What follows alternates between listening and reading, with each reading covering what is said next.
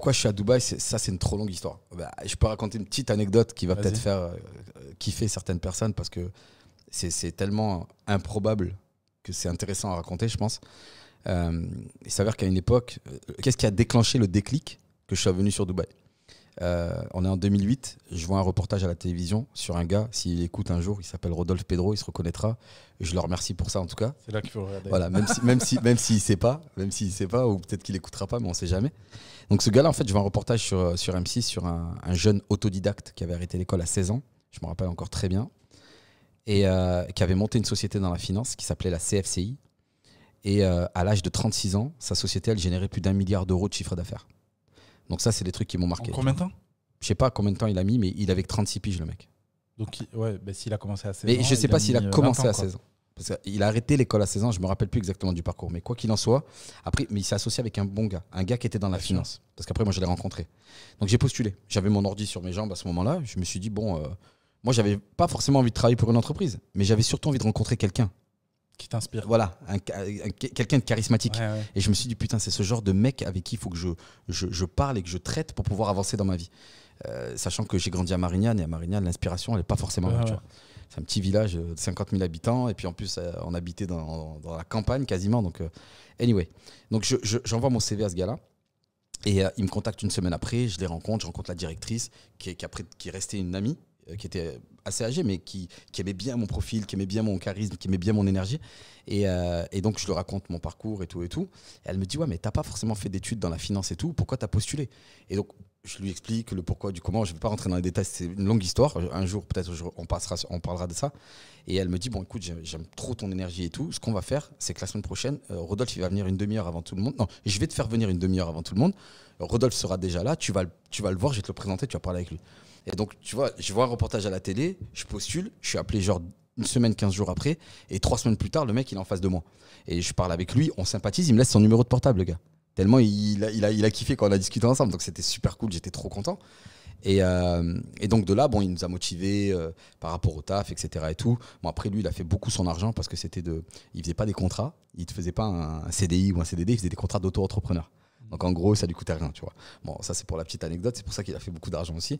Et donc moi, je rentre dans ce truc-là, et puis je me rends compte que finalement, c'est pas trop profitable pour moi. Donc je reste pas. Mais quand je rentre chez eux, c'est là où j'ai le déclic. Je me dis, bon, ça fait trop longtemps que j'ai pas pris de vacances.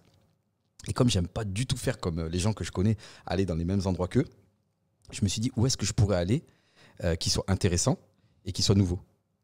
Donc je fais des recherches et je tombe sur Dubaï. On est en 2008, fin 2008. Et là je me dis bon, ça me paraît intéressant, je regarde des vidéos, etc. et tout. Entre-temps, j'arrête de travailler pour la CFCI parce que c'était pas vraiment profitable, pas du tout profitable pour moi d'ailleurs, absolument pas. Et je garde Dubaï en tête. Et je me dis, bon, parce que dès que j'arrête de travailler pour eux, moi j'étais au RSA à ce moment-là. J'étais vraiment à râler pâquerette. Et je me dis, bon, avec un RSA, tu pars pas à Dubaï, quoi. Tu vois. Donc je me dis, comment je pourrais faire pour partir? Je me suis dit, bon, bah, à l'époque, je faisais des soirées. Select R&B Chic. Bah, je vais remettre mes soirées en place. Donc je vais voir un pote à moi qui est graphiste, etc. Je dis, bon, on va faire des plaquettes marketing et tout.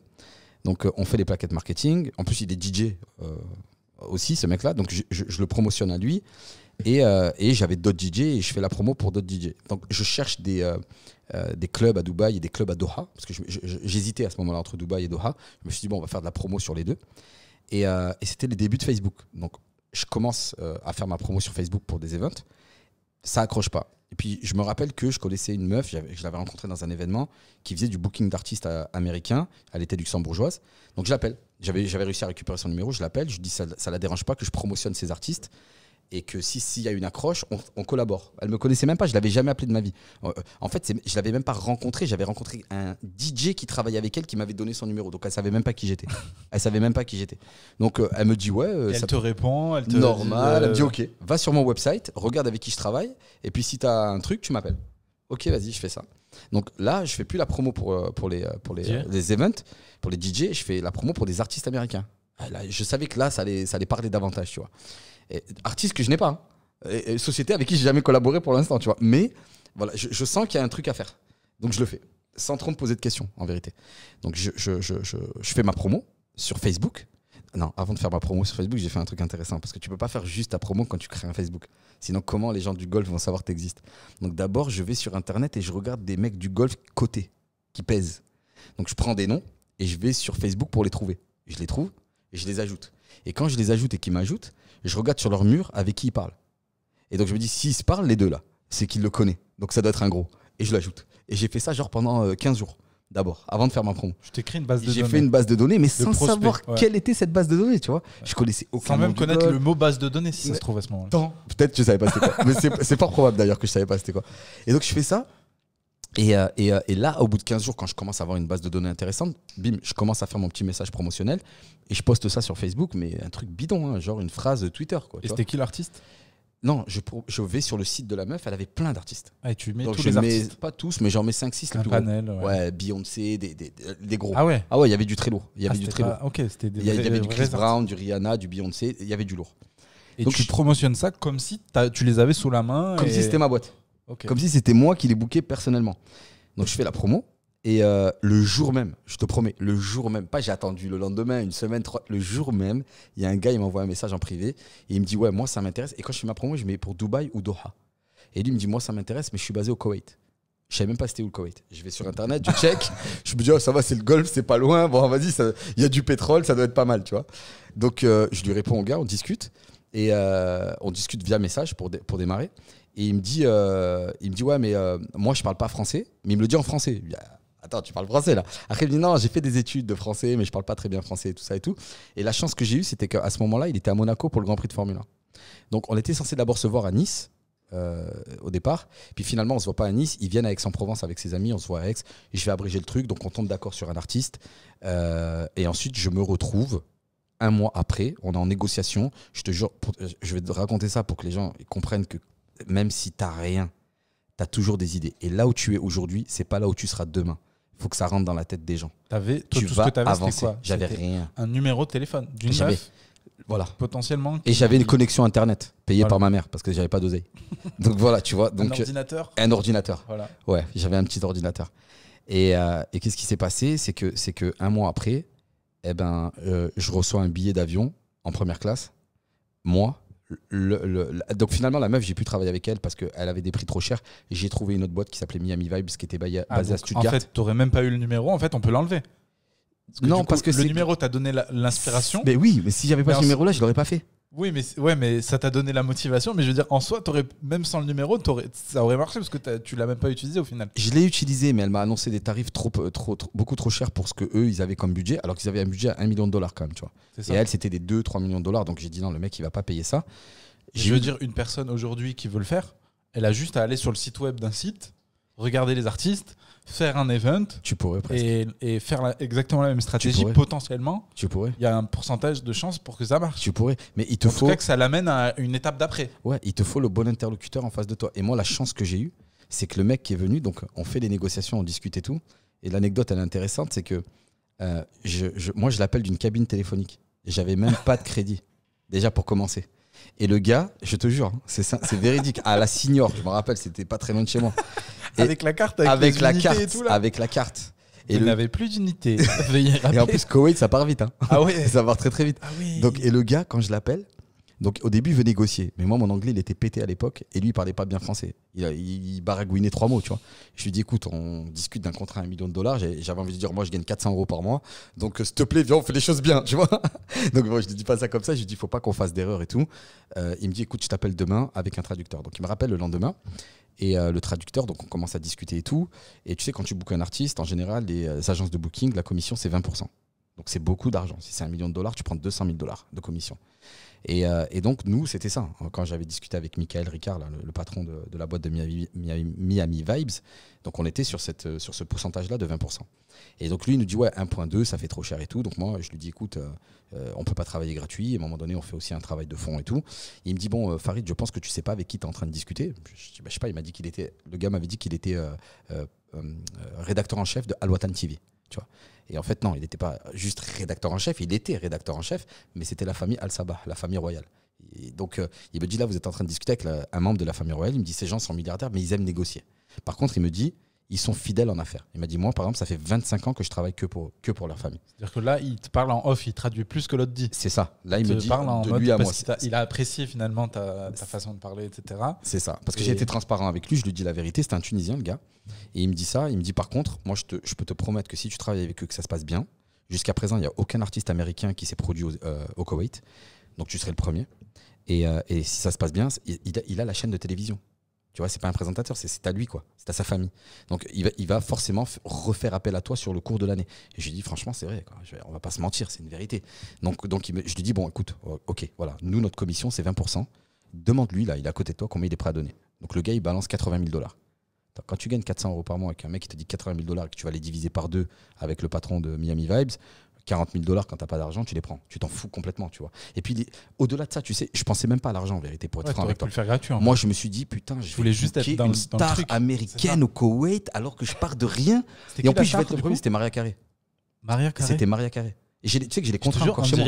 On dirait Serge le mytho qui raconte une histoire. Non, mais c'est fou. Mais j'ai des contrats à la maison. J'ai des contrats encore chez moi. Il faudrait. Là, Maria Carré. Maria Carré, je te C'était promets. pas son sosie. Non. J'ai des contrats à la maison. Et attends, je vais te dire plus. De toute façon, tu pourras même, si tu veux faire des images d'incruste, tu pourras mettre les photos quand je suis au Koweït avec le mec. Tu verras ma tête super maigre. J'avais même pas les moyens de m'acheter un costard complet. J'avais que la chemise et la cravate. Tu vois ce que je veux dire? Et un pantalon noir. Non, et le gars, à aucun moment, il s'est dit, il t'a pris de haut. Jamais. Il m'a toujours respecté. C'était un mec, mais il était hyper humble, quoi. Hyper humble, la voix toujours très basse quand il te parle, etc. Tu vois. Et donc, je me retrouve. Donc, moi, jusque-là, je crois pas en tout ça. Parce que là, toi, tu crois pas, mais moi, j'y crois pas aussi. Je le vis, mais j'y crois pas vraiment. Je me dis, tant le mec, c'est un mytho. Tant, il y a un truc qui va péter à la dernière minute. C'est pas possible. Je suis en train de rêver ce qui est en train de se passer. Et puis, finalement, donc, on reçoit les contrats. Et Michael, il m'appelle, il me dit, Farid, j'ai les contrats. Maintenant, il y a 2 étapes, il y a 2 solutions. Ou on lui faxe, on lui envoie, il les signe et il nous les renvoie. Ou alors on va au Koweït, mais c'est toi, c'est frais. Il me dit, appelle-le. Moi, j'appelle le gars et tout. Je lui dis la même chose. Il me dit, donne-moi ton adresse mail, je vous envoie les billets d'avion, vous venez. D'ailleurs, ça a été mon premier voyage dans le Golfe avec un membre de la famille royale. En première classe. En première classe. Donc, c'est ça qui te met un déclic dans ta tête quand tu te dis. C'est pour ça que je répète encore une fois, ne regarde pas où tu es, regarde où tu veux aller. Ce qui compte, c'est le voyage, c'est le chemin parcouru. Tu vas pas rester là où tu es aujourd'hui, c'est sûr et certain. Mais il faut que tu y crois. Il faut vraiment que tu y crois. Est-ce qu'au moment où tu appelles le numéro de téléphone donc, du début qu'on t'a donné, tu te dis. La meuf là, de Luxembourg. Est-ce qu'en lui parlant, tu te dis ça va m'amener au Qatar? Non, ça serait mentir. Truc, et j'aurai une star américaine. Est-ce que tu. Mais du coup, qu'est-ce qui te motive à ce moment-là? C'est juste que tu as un feeling. Ça m'excite en fait. Mais tu sais pas où ça va aller. Ouais, je me dis putain, non mais en fait moi je suis un rêveur. Moi je rêve et j'ai envie que mes rêves, j'adorerais que tous mes rêves deviennent réalité, tu vois. Donc quand je rêve d'un truc, je sais pas, mon cerveau il extrapole tellement. Je te raconte une anecdote qui n'a rien à voir, un petit aparté. C'est-à-dire que moi quand par exemple je fais des prises de sang ou des conneries comme ça, d'ailleurs là je vais devoir en faire une dans pas longtemps. Je te dis pas comment j'en ai la phobie parce que je déteste ça. Ah, même tu rêves en négatif, c'est ça? C'est-à-dire que ouais, j'extrapole dans les 2 sens. C'est-à-dire que même le négatif, il est tellement intense dans ma tête que je suis prêt à tomber dans les pommes. Parce que la dernière fois, j'ai failli tomber dans les pommes. Parce que ça me stresse. Et quand mon stress, il est là, il est décuplé. Et donc, en fait, ouais, je suis dans les extrêmes. Trop émotionnel, peut-être, tu vois. Ouais. Et donc, c'est ça qui t'a motivé au final à aller à Dubaï, c'est ça? Je l'ai ressenti, ouais. Donc, voilà, donc, je fais mon premier voyage. Et quand tu vas au Koweït, donc je suis parti de Nice. Et moi, tant que j'étais pas dans l'avion, j'y croyais pas. Hein. Donc dès que je suis monté, j'avais mon cul dans l'avion, je dis ah ouais, là c'est vrai, l'histoire elle est vraie là je pars pour de vrai, tu vois. Parce que le gars, tu l'avais jamais rencontré encore? Non, je l'avais vu le Koweïtien. Ah, tu l'avais vu. Il était venu avec Aix-en-Provence. Tu savais pas qui c'était au moment où tu vois. Non, mais tu vois un mec habillé en short polo, t'en sais rien s'il pèse ou il pèse pas. Ouais. Tu sais pas, ça se voit pas. T'as contacté sur Facebook. Bah contacté sur Facebook, il vient me voir vite fait, il peut me dire tout ce qu'il veut. Moi j'ai grandi à Marseille, les mythos, on a une école de mythos à Marseille. Ouais. Ah non, c'est une légion même, c'est légion là-bas. Donc t'arrives à Doha. J'arrive à Doha. Non, je fais d'abord une escale à Dubaï. C'est là où justement je vois Dubaï pour la première fois. Je fais Nice-Dubaï, Dubaï-Doha. Pas Dubaï-Doha, Dubaï-Koweït City. Je vais au Koweït là.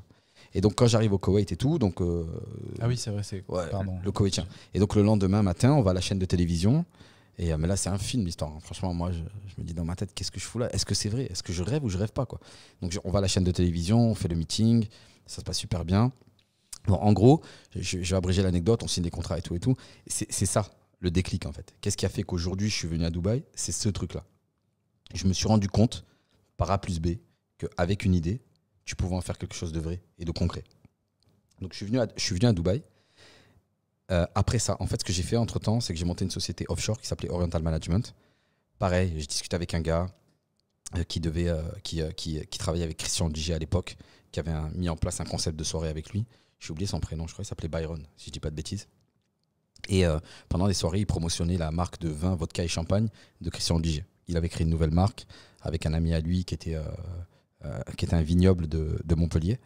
Et donc, moi, je parle avec lui comme ça. Il me dit, ouais, les events, nanana. Moi, je voulais le booker au départ, tu vois. Mon objectif de ma rencontre avec ce mec-là, un matin dans un café à Marseille, c'était de le booker. Mais parce que Maria Carré, du coup. Maria Carré, pour terminer l'anecdote sur Maria Carré, ce qui se passe, c'est qu'au Koweït, comme il n'y a jamais eu aucun artiste américain qui a fait un concert là-bas, quand on a signé les contrats et tout, il nous a dit, par contre, j'ai besoin que le ministre de l'Information donne son accord. Mais vous inquiétez pas, c'est mon oncle. Bon, formalité, hein, tranquille. Donc nous, on repart en France, on n'est pas resté longtemps, hein, je suis resté 2 jours à peine. Et enfin, moi, je repars en France, là, tu repars en Allemagne. Et quand je reviens en France, 3 jours après, le Koweïtien, il m'appelle directement. Et il me dit, écoute, on aimerait bien avoir un document qui stipule que Miami Vibes travaille bien en direct avec le management de Maria Carré. Je dis, ok. Parce qu'eux, ils se disent, ça se trouve, c'est des mythos. Et tout. Ouais, donc pour moi, j'ai pas de problème. Puis moi, en plus, j'avais prouvé à la société allemande que mon contact, il était sérieux. Allemande, c'est Miami Vibes. Miami Vibes, ouais. Stuttgart, ils étaient. Donc moi, je leur prouve que mon contact, il est sérieux. Donc là, après, c'est moi, je suis en mode vénère avec lui, où je lui dis, écoute, mon ami, là, moi, je t'ai montré par A plus B que mon contact, il était très, très lourd. Maintenant, c'est moi, personnellement, qui veux ce papier. C'est même pas lui qui le veut, c'est moi. Et parce que je veux pas perdre ma crédibilité avec ce contact-là. Et de là, il me dit, ouais, mais Farid, si je te donne ce papier, il va avoir les coordonnées du management de Maria Carré, il va les contacter en direct. Je dis, hey, mon ami, le gars-là, il va pas jouer avec son nom et sa réputation. C'est la famille royale du Koweït. S'il dit que Maria Carré, elle est là tel jour, elle doit être là tel jour, tu vois. Et puis finalement, il me fait poireauter. Il me dit, ok, bon, ça va, je vais voir ce que je peux faire et tout. Je poireaute 1 semaine, je poireaute 2 semaines. Et 3 semaines plus tard, le Koweïtien me relance. Hein. Il me relance au moins 2-3 fois. Et 3 semaines plus tard, c'est la secrétaire qui appelle, qui m'avait jamais appelé jusqu'à présent, une Marocaine, donc elle parlait français. Et elle me dit, voilà, finalement, la date a été annulée. Donc je sais pas, jusqu'à maintenant, j'en ai fait une dépression, hein, pas que pour ça, hein, quelques années après tout ce qui m'est arrivé.